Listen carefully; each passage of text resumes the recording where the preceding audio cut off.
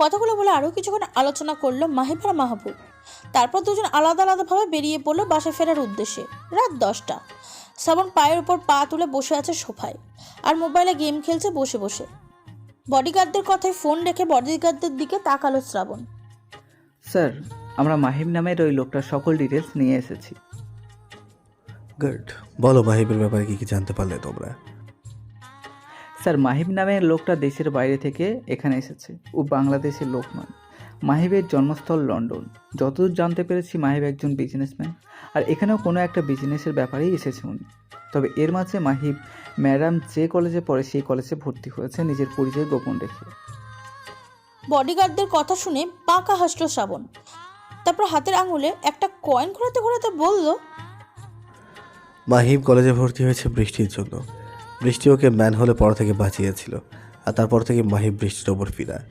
আর এখন বৃষ্টিকে ভালোবাসার ফাঁদে ফেলতেই কলেজে ভর্তি হয়ে নিজের পরিচয় গোপন করেছে ও। শ্রাবণের কথা শুনে অবাক হয়ে বডিগার্ডরা আমতা আমতা করে বলল, কিন্তু স্যার, আপনি এসব কি করে জানলেন? আমরা তো আপনাকে এখনও এসবের কিছুই বলিনি, আর বলতেও চাচ্ছিলাম না, কারণ বৃষ্টি ম্যাডামকে ভালোবাসে। শুনলে আপনি আবার কি না কি করে বসতেন, তাই সরি স্যার। বডিগার্ডদের কথা শুনে হা হা করে হেসে দিল শ্রাবণ। তারপর বডিগার্ডদের বলল, তোমরা কি মনে করেছো তোমরা আমায় না বললে আমি কিছুই জানতে পারবো না? এতদিন হলো আমার সাথে থেকে ওই শ্রাবণ চৌধুরীকে চিনতে পারলে না তোমরা? আর মাহিবের আমি কোনো ক্ষতিই করবো না, কারণ মাহিবই তো আমার খেলার আসল চাল। মাহিবের জন্য সব কিছু জানতে পারবো আমি। স্যার, আপনার কথার কিছুই ঢুকছে না আমার মাথায়। ঠিক কী করতে চাইছেন আপনি? জানবে জানবে, ধীরে ধীরে সব জানবে। এখন বলো, ওই মাহিবের ব্যাপারে আর কি জানতে পারলে? ওর বাবা মা কোথায় থাকে, তাদের নাম কি? স্যার, যতটুকু জানতে পেরেছি মাহিবের বাবা মা লন্ডনেই থাকে। মেয়ের নাম লিমা, কিন্তু বাবার নামটা কিছুতেই পেলাম না। ওকে, তোমরা এখন যেতে পারো, আপাতত এতটুকুই যথেষ্ট। শ্রাবণের অর্ডার পেয়ে চলে গেল বডিগার্ডরা। বডিগার্ডরা চলে যেতেই পায়ের উপর থেকে পা নামিয়ে দু হাতের কোনোই দুই হাঁটুর উপর রেখে সামনের দিকে ঝুঁকে একা একাই শ্রাবণ বলতে লাগলো, এই মাহিবের মাঝে নিশ্চয়ই কোনো না কোনো গোপন ব্যাপার আছে। তারা লন্ডন থেকে বাংলাদেশে বিজনেসের জন্য আসায় ব্যাপারটা ঠিক হজম হচ্ছে না আমার। কিন্তু আসলে কে এই মাহিব, আর ঠিক কী কারণেই পাও এখানে এসেছে? সব জানতে হবে আমায়। আর আমি এটাও দেখতে চাই যে বৃষ্টি আমাকে ছেড়ে অন্য কাউকে ভালোবাসে কিনা। বৃষ্টির মনে সত্যিই আমার জন্য শুধু ঘৃণা আছে কিনা। এখন শুধু অপেক্ষার পালা। কথাগুলো আনমনে বলে মুচকে হাসলো শ্রাবণ। তারপর উঠে চলে গেল ডিনার করতে। এদিকে রাতে খাওয়া দাওয়ার পর রুমে এসে বই নিয়ে একটু ঘাটাঘাটি করছে বৃষ্টি, কিন্তু কিছুতেই ওর পড়াই মন বসছে না। বারবার মনে পড়ছে কলেজের কথাগুলো। হঠাৎ রাসেলের ডাকে ধ্যান ভাঙে বৃষ্টির। চাঁদনি, তোর সাথে আমার কিছু কথা ছিল। হ্যাঁ ভাইয়া, ভেতরে আসো, বসো, আর বলো কি কথা। বৃষ্টির কথা শুনে ভিতরে এসে বৃষ্টির পাশে বসতে বসতে রাসেল বলল, চাঁদনি, তাহলে শ্রাবণ চৌধুরী তোর পিছু ছেড়েই দিয়েছে বল? সেদিনের পর আর তো আসেনি বা কাউকে পাঠায়ও নি সে তোর খোঁজ নিতে, তাই না? ভাইয়া, কিন্তু তুমি হঠাৎ এসব বলছো কেন? চাঁদনি, আমি তোর বিয়ে দিতে চাই। ওই সাইকোটা যখন পিছু ছেড়েছে তোর, তাহলে তো আর কোনো চিন্তা নেই বল। তাই আমি তোর বিয়ে দিতে চাই, কোনো ভালো ছেলে দেখে। তাই তোর অনুমতি নিতে এসেছি। তুই রাজি হলে আমি ছেলে দেখতে পারি তোর জন্য। তুই কি বলিস? ভাইয়া, তোমরা যাতে খুশি হও আমিও তাতেই খুশি। তোমাদের পছন্দ মতোই বিয়ে করব আমি, কিন্তু আমার একটু সময় চাই ভাইয়া। এক্ষুনি বিয়ের কথা ভাবতে পারছি না আমি। তুমি আমায় একটু সময় দাও প্লিজ ভাইয়া। আর তাছাড়া আমার পড়াশুনোও এখনো কমপ্লিট হয়নি। ঠিক আছে চাঁদনি, তাহলে আমি তোর পরীক্ষা পর্যন্ত সময় দিলাম তোকে। পরীক্ষা শেষ হলেই তোর বিয়ের জন্য ভালো ছেলে দেখবো আমি। এখন ঘুমিয়ে পড়, অনেক রাত হয়ে গেছে। আমি এখন যাই। কথাগুলো বলে বৃষ্টির মাথায় হাত বুলিয়ে চলে গেল রাসেল। রাসেল চলে যেতে বৃষ্টি বিছানায় এসে শুয়ে পড়ল। কিন্তু 2 ঘন্টা কেটে যাওয়ার পরও বৃষ্টির কিছুতেই ঘুম আসছে না। বৃষ্টি বারবার ফোন চেক করতে লাগলো শ্রাবণ কল করেছিল কিনা তা দেখতে। ইদানিং কেন জানে বৃষ্টির শ্রাবণকে খুব মিস করতে শুরু করেছে। শ্রাবণের কথা ভাবতে ভাবতে একসময় ঘুমের রাজ্যে তলিয়ে গেল বৃষ্টি। সকালে স্নেহার ডাকে ঘুম ভাঙলো বৃষ্টির। বিছানা ছেড়ে উঠে আড়মোড়া ভেঙে ওয়াশরুমে চলে গেল ফ্রেশ হতে। তারপর সকালে নাস্তা করতে খাবার টেবিলে গিয়ে বসলো। বৃষ্টির মুখ দেখে স্নেহা বলে উঠল, কি ব্যাপার চাঁদনি, তোমার মুখটা এমন দেখাচ্ছে কেন? চোখের নিচে এমন কালো কালি লাগছে। রাতে কি ঠিক করে ঘুমাও না নাকি?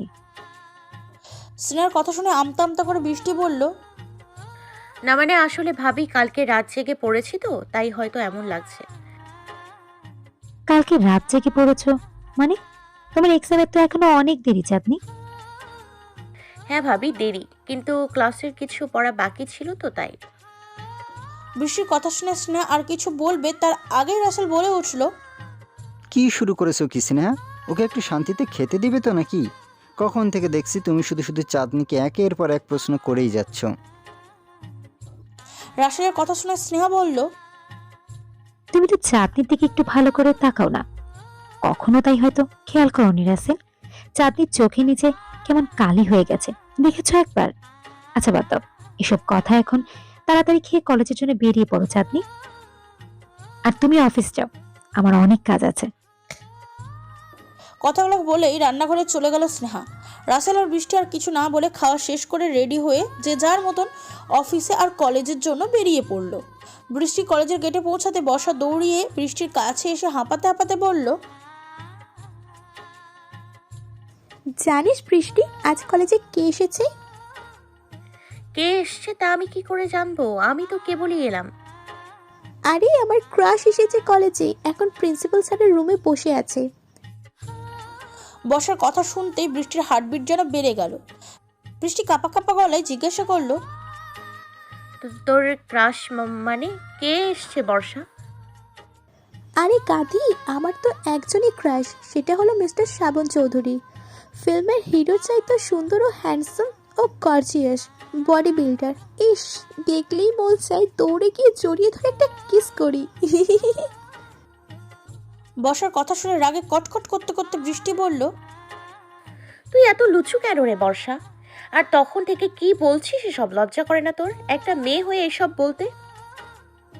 বৃষ্টির কথা শুনে ছোট ছোট করে বর্ষা বলল, কেন রে বৃষ্টি, আমার কথা শুনে তুই তো রেগে যাচ্ছিস কেন? তুই কি জেলাস হচ্ছিস? উল্টাপাল্টা কথা বললে কানের গোড়ায় মারবো টেনে এক চড়। আমি কেন জেলাস হতে যাবো? তোর যা খুশি কর গিয়ে তুই ওনার সাথে, তাতে আমার কি? আমার কিচ্ছু যায় আসে না এতে। হ্যাঁ, কথাগুলো বলেই বর্ষার দিকে তাকিয়ে বকবক করতে করতে ভিতরে যেতে লাগলো বৃষ্টি। আর অমনি কেউ একজনের সাথে ধাক্কা লেগে ধপাস করে নিচে পড়ে গেল বৃষ্টি। নিচে পড়তেই চোখ বন্ধ করে বৃষ্টি বলতে শুরু করলো, ওরে বাবারে, আমার কোমরটা বুঝি আজকে গেল গো। সামনে কোথাকার কোন তালগাছ এসে দাঁড়িয়ে আমায় ফেলে দিল গো, একটু ধরলেও না আমায় পড়ে যাওয়া দেখে। কে রে তুই? উগান্ডার গন্ডার রাজবাড়ির হাতি। কথাগুলো বলে চোখ খুলে উপর দিকে তাকিয়ে একদম হাঁ হয়ে গেল বৃষ্টি। সামনে শ্রাবণ দাঁড়িয়ে আছে, মুখে রাগী ভাব নিয়ে। সাদা শার্ট, লাল কোট, লাল প্যান্ট, গলায় টাই, চোখে সানগ্লাস, দামি ওয়াচ, চুলগুলো স্পাইক করা। এক কথা যেন কোনো এক রূপকথার রাজপুত্র। বৃষ্টি হাঁ করে তাকিয়ে আছে শ্রাবণের দিকে। শ্রাবণকে আজকে আগের চাইতেও বেশি হ্যান্ডসাম লাগছে।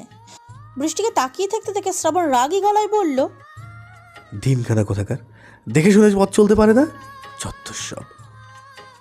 কথাটা বলে অন্যদিকে ঘুরে চলে যেতে নিল শ্রাবণ। তখনই বর্ষা দৌড়িয়ে আসলো বৃষ্টিকে তুলতে। বর্ষা শ্রাবণের সামনে আসতে হঠাৎ পা পিছলে পড়ে যেতে নিলে তখনই শ্রাবণ বর্ষার হাত ধরে ফেললো। তারপর বর্ষাকে ঠিক করে দাঁড় করে দিয়ে শ্রাবণ বলল, দেখে পথ চলতে পারো না? আর একটু হলে তো পড়ে গিয়ে দাঁত ভাঙতে। আমি না ধরলে কি হতো বলো তো? কোথাও লাগেনি তো তোমার বর্ষা? শ্রাবণের কথা শুনে বর্ষা আনন্দিত কণ্ঠে বলল, থ্যাংক ইউ স্যার, আমায় পড়ে যাওয়ার হাত থেকে বাঁচানোর জন্য। আর আপনি আমার পাশে থাকতে আমার কোথাও লাগতেই পারে না। সাবধানে চলাফেরা করবে, বুঝলে? কথা বলে শ্রাবণ চলে যেতে নিল। আর তখনই বর্ষা ডেকে বলল, স্যার স্যার, আপনার কাছে আমার একটা রিকোয়েস্ট ছিল, প্লিজ স্যার, মানা করবেন না। কি রিকোয়েস্ট? স্যার, আমি আপনার সাথে একটা সেলফি ওঠাতে চাই, প্লিজ। বর্ষার কথা শুনে শ্রাবণ বর্ষার পাশে এসে দাঁড়িয়ে বলল, আগে তো জলদি তুলবে, আমার সময় নেই।